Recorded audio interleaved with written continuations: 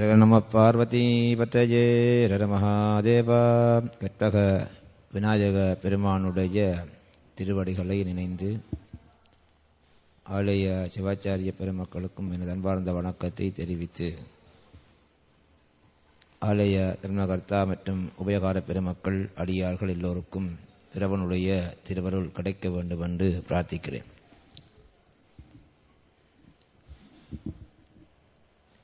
இன்றைய தினம் சிறப்பாக வழிபாட்டுக்குரிய ஒரு நாள், மங்களவாரம் என்று சொல்லுவார்கள், செவ்வாய்க்கிழமை. பொதுவாக எங்களுடைய மக்கள் வழிபடுகின்ற நாளில் செவ்வாயும் வெள்ளியும் உண்டு. இதில் இந்த வெள்ளி எல்லா தெய்வங்களுக்கும் பொதுவாக இருக்கும். செவ்வாய்க்கிழமை குறிப்பாக அம்மன் வழிபாடும் விசேஷமாக துர்க்கையம்மனுடைய வழிபாட்டையும் தொடர்படுத்தி வைப்பார்கள். இந்த 9 கிரகங்களுக்குமே ஒவ்வொரு விதமான ஆட்சி அதிகாரங்கள் இருக்கின்றன. அவை இந்த உலகத்தை ஒவ்வொரு நிலையிலே நின்று ஒவ்வொரு பொருட்களுக்கு அதிபதியாக விளங்கும். அந்த வகையிலே தான் பூமிக்கு அதிபதியாக செவ்வாயை சொல்லுவார்கள். பூமியினுடைய குழந்தைக கூட அதை வரலாறு சொல்லும்.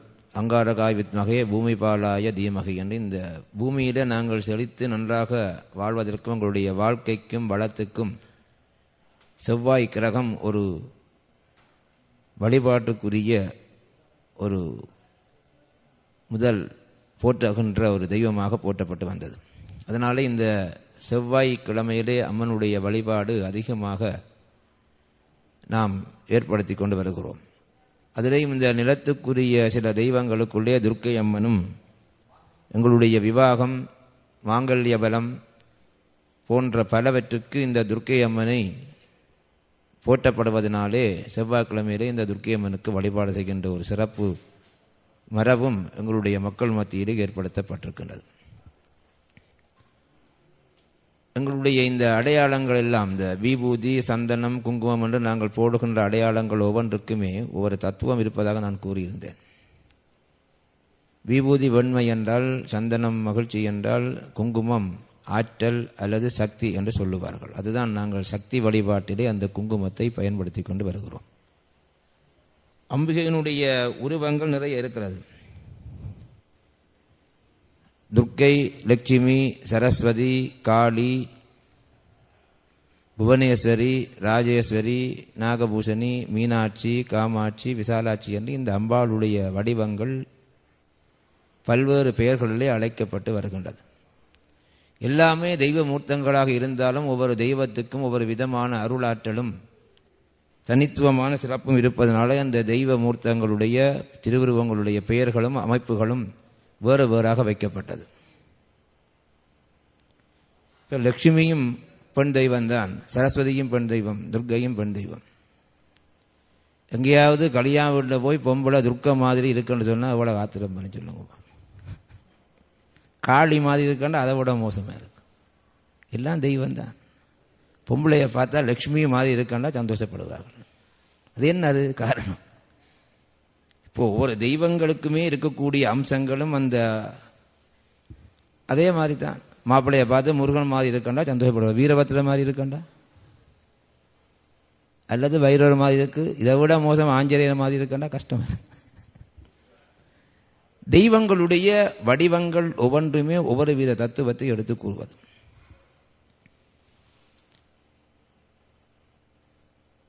ஒரு கணவன் மனைவியை சுற்றி கும்பிட்டாரா. இது என்னடா அது புதுசாக கிடக்கு, இது என்ன கொஞ்ச நாள் இருந்தாலும் இல்லாத மாதிரி என்ன ஏன் சுற்றி கும்பிடுறேன்னு கேட்டாரா. அவர் சொன்னார், உனக்கு ஒரு சோதரன் சொன்னான், உனக்கு சனி நல்லா இல்லை, சனியை போய் சுற்றி கும்பிட்ட. நானே இதுக்கு மினக்கட்டு கோயிலுக்கு போவானப்பா, இங்கேயே சுற்றி கும்பிட்டு போகலாம்னு சோத்திதான். அவள் புத்திசாலி. அவள் சொன்னாள், எனக்கு ஒரு சாத்திரியா சொன்னவர், உனக்கு ஆஞ்சநேயற்ற வாலாயம் இருக்கு, அதை உன்னை சுற்றி கொண்டு தெரியுமான்னு சொல்லி. அப்போ அதுவும் தெரியாது. இவ சனியண்டா ஆஞ்சநேயண்டா ஒவ்வொரு தெய்வங்களுடைய தன்மை என்னவோ அதை எடுத்து காட்டுகின்ற உருவங்களாக ஆலயங்களில் வைத்து வழிபாடு செய்கிறோம். துர்க்கை, லட்சுமி, சரஸ்வதி, வாணி என்றெல்லாம் பல பெயர்களோடு ஒவ்வொரு அம்சம் இருக்குது பாருங்க. துர்க்கைக்குரிய வாகனம் என்ன? சிங்கம். ஏன் அப்படி கொடுத்தார்கள்? வீரத்தினுடைய தன்மை. இப்போ இதனுடைய கருத்து என்னென்னா, வீடுகளில் எல்லாரும் துர்க்கை மாதிரியும் இருக்கத்தான் வேணும், லக்ஷ்மி மாதிரியும் இருக்கத்தான் வேணும், சரஸ்வதி மாதிரியும் இருக்கத்தான் வேணும், காளி மாதிரியும் மாறத்தான் வேணும். அந்தந்த நேரங்களில் நாங்களும் வீரபத்திரராக மாறுவோம். அப்போ எங்களுக்கும் அந்த சக்தி இருக்கிறது என்பதை எடுத்து காட்டுகின்ற சில குண இயல்புகளோடு தெய்வங்களை படைத்து வைத்தார்கள். இப்போ வீரத்துக்குரிய மிருகமாக சிங்கத்தை வைத்தார்கள், அதை கொண்டே வாகனமாக துர்க்கைக்கு வைத்தார்கள். எவ்வளவு அந்த பொருத்தப்பாடு பாருங்கள். ஆகவே இந்த ஆரோக்கியமாக பல காரியங்களிலே வெற்றி அடைவதற்கு பிரார்த்திப்பதற்குரிய தெய்வமாக இந்த செவ்வாய்க்கிழமை பூமிக்குரிய கிரகமாக இருப்பதனாலே செவ்வாய்க்கிழமை இந்த வழிபாடு ஏற்படுத்தப்பட்டு வந்தது. அது பிற்காலத்தில் தேசிக்கா விளக்கு ஏற்றுறது அப்படியெல்லாம் கணக்கான மரபுகள் அதுக்குள்ள வந்துட்டு. இதெல்லாம் இந்த எப்படியான வழிபாடுகள் என்று கேட்டால் பிரார்த்தனை வழிபாடுகளாக வந்துட்டு, காமிய பிரார்த்தனை என்று சொல்லுவார்கள். தங்களுடைய பிரார்த்தனையை வேண்டுகோளை நிறைவேற்றுவதற்கு தெய்வத்துக்கு முன்னாலே நாங்கள் பிரார்த்திக்கின்றதான ஒரு வழிபாடு. அதிலேயும் பல கேள்வி. அதை தேசிக்காயை பிரட்டி போட்டு புளிஞ்சு வைக்கிறதா, புளிஞ்சு ஓட்டி பிரட்டுறதா, அப்படியே வச்சு இருக்கிறதா, இப்போ இந்த பிரட்டி இருக்கிறதா என்றெல்லாம் அதுக்கு பல பல வித்தியாசங்களையும் கண்டுபிடிச்சு அதுக்கெல்லாம் சில தீர்மானங்களை வைத்திருக்கிறார்கள். சில பேர் சொல்லுவார்கள், அந்த ஒரு 7 கிழமை 9 கிழமை நிறைவேறும் வரைக்கும் உள்ளுக்குள்ளே பிரட்டாமல் நிறைவேறினா அப்புறம் பிரட்டி போட்டு தேங்க்ஸ் பண்ணுறோன்னு சொல்கிறார்கள். ஆனால் இதெல்லாம் எங்களை ஆகமத்தில் இல்லை. மரபு ரீதியாக வந்தனால இதுக்கு நாங்கள் விளக்கம் சொல்ல முடியாமல் கஷ்டப்படுறோம். நான் சொல்கிறது என்னென்னா, கொஞ்சம் கஷ்டப்பட்டு பலன் கிடைச்சா அப்புறம் சுகமாக இருக்கணும். இப்போ முதலே பிரட்டினா தான் கஷ்டப்படுறதா இருக்கும், சும்மா எரிச்சுட்டு போகக்கூடாது. இதுக்கு ஒரு காரணம் இருக்கணும். முதலே எல்லாம் புழிஞ்சு பிரட்டி போட்டு எரிச்சிட்டு எல்லாம் வெற்றி அடைகிறதுனா திரும்பி நோமலாக போடலாம். இதை ஒரு தடவை கேட்டால் அதுதான் சரி என்ன இந்தியா வருது. ஏன்னா எதுக்குமே ஒரு காரணம் இருக்கும், இது இல்லாமல் வந்திருக்காது. அதுக்காக நீங்கள் இப்போ இருக்கிறதெல்லாம் நான் மாற்றி சொல்ல இல்லை. இன்னொன்று சொல்லுகிறேன். இப்போ ஏன் என்று சொன்னால், இந்த தீபங்கள் இப்போ நான் எரிக்கிறேன்னு சொன்னது தவறு, ஏற்றுதல் அப்படி தான் சொல்ல வேணும். சில பேர் கேட்பாங்க, விளக்க கொளுத்தட்டோன்னு கேட்பார்கள். நான் சொல்கிறேன், குப்பையை தான் கொளுத்துறது, விளக்கை ஏற்றுறது. வீட்டுக்கு விளக்கேற்ற ஒரு பெண் வந்திருக்கிறாள், முதல்ல ஏற்றத்தான் வருவாள், பேருந்து கொளுத்தி போட்டு போடுவாள். என்ன செய்ய, வீட்டுக்கு விளக்கேற்ற மருமகள் வந்திருக்கிறாள்னு தான் சொல்லுவார்கள். கொஞ்சம் நாளைக்கு ஏற்றி கொண்டிருப்பாள், பேருந்து அள்ளி வச்சு கொளுத்தி வச்சுட்டு போயிடுவாள். ஆகவே இந்த ஏற்றுறது கொளுத்துறது என்ற அந்த ரெண்டுமே ஒரே விஷயம்தான். இப்போ ஏன் சொல்கிறேன்னா, தெய்வங்கள் உண்டு, பெயர்கள் வேறு, சொல்கிற சொல்லு ஒன்றாக இருக்கும், அதனுடைய தன்மையும் அதனுடைய தாக்கமும் வேறு. வீட்டு ஒருத்தர் சாப்பிட வரான்னு வைங்க, தின்னுட்டு போகண்டா அப்படி இருக்கும், தின்னதான் வாரார். ஆனால் நாங்கள் ஒரு மரியாதை கேட்போம், சாப்பிட்டு போங்கன்னு தான் கேட்குறோம். அப்போ இந்த சொல்லு ரெண்டு ஒன்று தான். இந்த சொல்லில் எவ்வளவு அழுத்தமும் எவ்வளவு மாற்றமும் இருக்கிறதோ அதே போலத்தான் இந்த தெய்வங்களுடைய தன்மையும் அந்த வடிவங்களும் எங்களுக்கு வேறு வேறு கோணங்களில் வைத்து காட்டப்பட்டது. இப்போ சரஸ்வதி அப்படின்னா அவருக்கு வீணை, புஸ்தகம், மாலை எல்லாம் இருக்கும். ஏன், அதான் குமரகுருவர் பாடினார். சரஸ்வதியினுடைய அந்த பாடல் உங்களுக்கு தெரியும். வெண்டாமரைக்கன்றி நின்பதந்தாங்க என் உள்ள தண்டாமரைக்கு தகாதுகளோ அப்படின்னு கேட்குறார். அப்படின்னா என்னது, சரஸ்வதி தேவியே நீ தனியாக வெள்ளத்தாமரையில் மாத்திரம்தான் இருப்பியா? எனக்கு உள்ளுக்குள்ள ஒரு தாமரை இருக்குது, அதுக்குள்ள வந்து இருக்க மாட்டியா? படிப்பு வருது இல்லையாப்பா, தனியாக வெள்ளத்தாமரை மாத்திரம் குந்தி கொண்டு இருக்காது, உள்ள தாமரையாக ஒரு தாமரை வந்து இருக்க மாட்டியான்னு கேட்குறார். தகாதுகதோ, அதுக்கு என்ன தகுதி இல்லையா அப்படின்ட்டு கேட்குறார். வெண்டாமரைக்கன்றி நின்பதந்தாங்க என் வெள்ளையுள்ள தண்டாமரைக்கு தகாதுகளோ. ஜகமேலும் அழித்து, இந்த உலகம் எல்லாவற்றையும் அழித்து உண்டான் உறங்க ஒளித்தான் பித்தாக உண்டாக்கும் வண்ணம். இதெல்லாம் பிரம்மா விஷ்ணு ருத்ரன் அடித்து சொல்கிறார்கள். ஒருத்தன் நித்திர கொள்றான், இன்னொருத்தன் விசர்படிச்சு தெரிகிறான். உண்டான் உறங்க ஒளித்தான் பித்தாக. அப்போ விஷ்ணு படுத்திருக்கிறான், ருத்ரன் வந்து தண்டவாளில் பித்து பிடிச்சோன்னு தெரிகிறான். அப்போ உலகம் இல்லாமல் போய்விட்டது என்பதற்காக, அந்த உலகம் படைக்க போகணும் என்பதற்காக பிரம்மா உன்னை கண்டெடுத்தான் அப்படி என்று சொல்லி அந்த பாடலை முடிக்கிறார். பிரம்மா யாருன்னு உங்களுக்கு தெரியும். பிரம்மா யாரு? படைக்கிறவர். இப்போ இந்த ஒவ்வொரு தெய்வங்களுக்குமே ஒரு சக்தி இருப்பதனாலே இந்த சில தெய்வமூர்த்தங்களுடைய வரலாறுகளை நான் அதிகம் தூரம் சொன்னால் நேரம் பாதுகாக்க சுருக்கமாக சொல்கிறேன். ஏன்னா கணக்கை சொன்னாலும் விளங்க போகிறது கொஞ்சம் தான் எங்களுக்கு எல்லாருக்குமே. இப்போ நான் கொஞ்சமாக சொல்லிடுறேன்.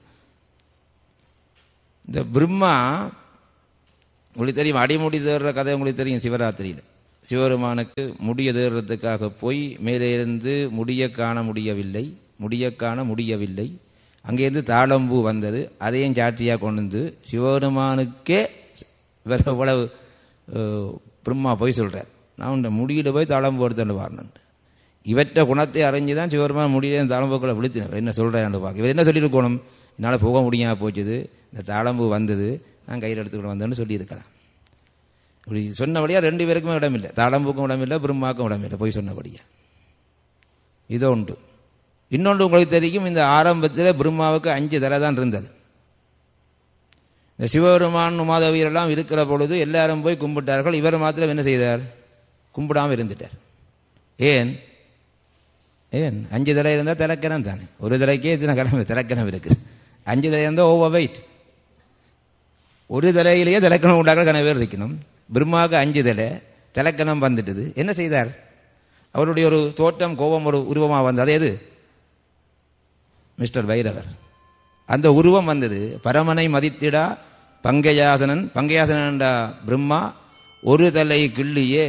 இப்போ 5 முகமாக இருந்து உனக்கு தலைக்கணம் இருக்கிறபடியா ஓவர் வெயிட்டாக இருக்கு தலை, ஒரு தலையை குறைச்சி விடணும், ஒரு தலையை கிள்ளி எறிஞ்சு விட்டார். அதுக்கப்புறம் அவனுக்கு என்ன பெயர், நான்முகன். பிரம்மாக்கு 5 முகமாக இருந்தவருக்கு ஒரு தலை போச்சுது, நான்முகன். அப்போ இந்த பிரம்மாவுக்கு தலைக்கணம் இருந்தது. இன்னொன்று வந்து பிரம்மாவுக்கு இந்த படைக்கிற பொழுது கந்த புராணத்தை பார்த்தீங்கன்னா இந்த பிரம்மாவில் சில சம்பவங்களை ஒப்பிட்டு பாருங்க. என்னத்தை வச்சு படைக்கிறான்டா, ஓமன்னு பிரணவத்தை வச்சு படைக்கிறேன், ஓமனை கருத்தை சொல்லு தெரியாது. இப்போ அறிவின்மை, ஆணவம், அதிகாரம், பொய், இவ்வளவு யாருக்கு இருந்தது, பிரம்மாவுக்கு. நாங்கள் யாராவது படைக்கப்பட்ட நாங்கள், இவங்களுக்கு இருக்காதோ, இருக்க வேணும்.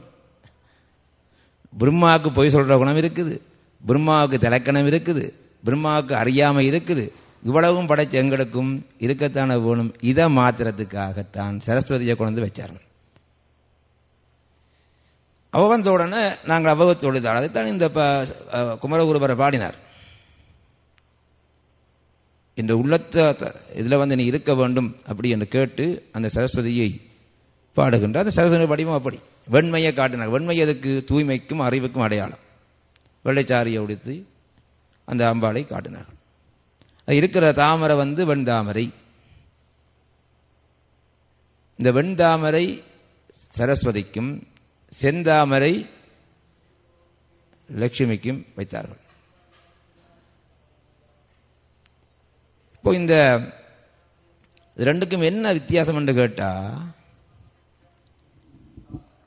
வெள்ளத்தாமரை வந்து சூரியனை கண்டாலே 2 தாமரையும் மலர்ந்து கொள்ளும். அதில் வெண்தாமரை முதல் மலரும், பேருந்து செந்தாமரை பேருந்து மலருமா கண்டுபிடிச்சிருக்கிறார்கள். ஆகவே அறிவுக்கு முதல் தேவையானது இந்த வெள்ளை. அந்த வெள்ளை தாமரையும் முதல் மலர்கின்ற இயற்கை படைப்பை இயற்கை வைத்திருக்கிறது. ஆகவே இந்த வெண்தாமரையை சரஸ்வதிக்கும் செந்தாமரையை லட்சுமிக்கும் வைத்தார்கள். இப்படி இந்த பல தெய்வ வழிபாடுகள் ஒவ்வொரு சக்தி மூத்தங்களுக்கும் ஒவ்வொரு கருத்து இருப்பதனாலே தான் இன்றைக்கு நாங்கள் இந்த வழிபாடுகளில் ஒரு சில தத்துவங்களை உணர்ந்து வைத்துக் கொள்ள வேண்டும். உங்களுக்கு ஒரு கதை சொல்லுவார்கள், உங்களுக்கு தெரிந்திருந்தாலும் நான் சில தத்துவமாக சொல்லுகிறேன். இவ்வளவு நாங்கள் சொல்றோம். மகாலட்சுமிக்கு ஸ்ரீதேவி அப்படின்ற ஒரு பெயர். இந்த மகாலட்சுமி எல்லாம் இந்த பால்கடலை கடைகின்ற பொழுது வந்தவள். அதனால வீரத்தோடு உரிய துர்க்கைக்கு மலை மகள் என்றும், மலை என்றால் கொஞ்சம் வீரத்தன்மை உடையது. கல்வியோடு கலைகளோடு கூடிய சரஸ்வதிக்கு கலைமகள் என்றும், பால்கடல் அலையிலே பிறந்தபடியால் அலைமகள் என்றும் லட்சுமிக்கு பெயர். அதையே திருப்பி சொன்னாங்க, அலைமகள் என்றால் அலைக்கின்ற மகள் எல்லாரையும், அதனாலே அலைமகள் என்றும் சொன்னார்கள். எப்படியா இருந்தாலும் மகாலட்சுமிக்கு அந்த பெயர். இந்த பால்கடலை கடைகின்ற பொழுது முதல் பல பொருட்கள் வந்தன. சந்திரன், ரத்தினங்கள் இவை வந்தது போல இவை எல்லாத்துக்கும் மேலான முதல் வந்த பொருள் என்றபடியால் லட்சுமிக்கு மூத்த ஒரு பெண் லட்சுமி மாதிரி ஒருத்தி வந்தாளாம். அவள் யாரு? ஆறு. இவள் இளைய தேவி, அவள் மூத்த தேவி. மூத்த தேவியை சுருக்கினா என்ன பார்த்து சொல்றீங்க? மூத்த தேவியை சுருக்கினா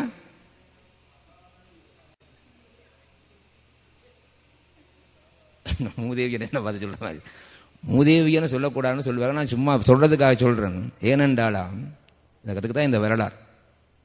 வீடுகளில் வந்து நான் எங்கேயும் சொல்லக்கூடாது. அப்படி சொன்னால் என்னன்றதுக்கு இந்த நாரதர் ஒரு விளக்கம் சொன்னார். 2 பேருமே வந்துட்டாங்க. 2 பேரையும் பார்த்தா ஒரே மாதிரி இந்த லட்சுமி மாதிரி தான் அந்த மூத்த தேவி என்று சொல்லுவோம். இப்போதைக்கு மூத்த தேவியும் லட்சுமியும் ஒரே மாதிரி. 2 பேரும் வந்த உடனே பாற்கடலுக்கு வழியால் வந்துட்டார்கள். நாரதர் அப்போ தான் அந்த ஆள் வந்தார். நாரதர் வந்தாலே ஏதாவது ஒரு பிரச்சனை இருக்கும், அது தீர்வு வரும். 2 பேரும் பார்த்து கேட்டார்கள். நாரதரை பார்த்து இந்த 2 பேரை யார் வடிவோன்னு கேட்டார். பொதுவாக எல்லாரும் அப்படித்தானே கேட்குறது, நான் வடிவோ நீ வடிவோன்னு கேட்குறது தானே. இப்போ 2 பேரும் கேட்டார்கள். கேட்ட உடனே நாரதருக்கு ஒரு பயம் வந்துட்டுது. இப்போ என்னண்டா யார் இதில் வடிவன்று சொன்னாலும் மற்றவை கோவிப்பினான்.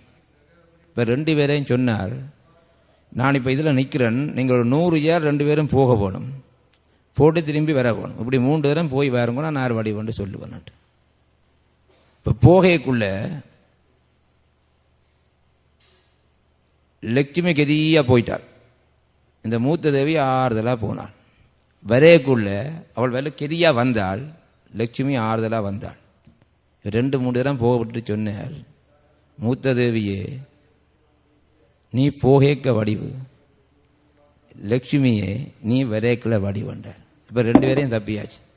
இப்போ இதையே பார்த்தீங்கள் என்றால் எங்கள்கிட்ட மூத்த தேவி குடிகொண்டால் அவள் போனா பிறகுதான் எங்களுக்கு கொஞ்சம் முடிவு வரும், வடிவு வரும்.